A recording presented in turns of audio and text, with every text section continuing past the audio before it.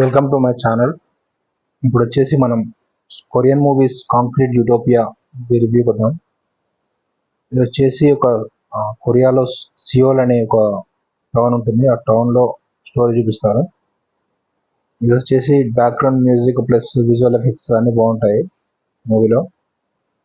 ఇక్కడ main story line ఏంటంటే సియోల్లో అయితే ఒక భారీ భూకంపం వస్తుంది. భూకంపం వచ్చి అన్ని మొత్తం కొలాప్స్ అవుతాయి. ఒక అపార్ట్మెంట్ ఒక్కటి గట్టిగా ఉంటుంది అట్లనే.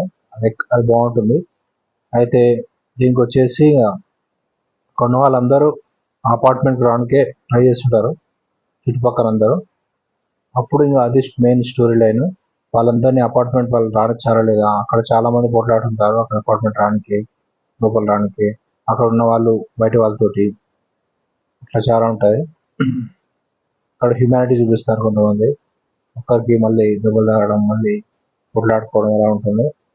వాళ్ళ యాక్టింగ్ బాగుంటుంది, కొరియా వాళ్ళదే acting plus background visual effects బాగుంటుంది టోటల్గా. అది మొత్తం వీడియోగ్రఫీ, సినిమాటోగ్రఫీ అంతా బాగుంటుంది. టోటల్గా మూవీ వచ్చేసి మన రేటింగ్స్ వచ్చేసి మనం 4/5 ఇవ్వచ్చు కొరియన్ మూవీకి. కాంక్రీట్ యూటోపియా అని పేరు. కాంక్రీట్ అంటే కాంక్రీట్ అపార్ట్మెంట్స్ అవన్నీ చెప్పి. Subscribe to my channel to see the Telugu dubbed movies and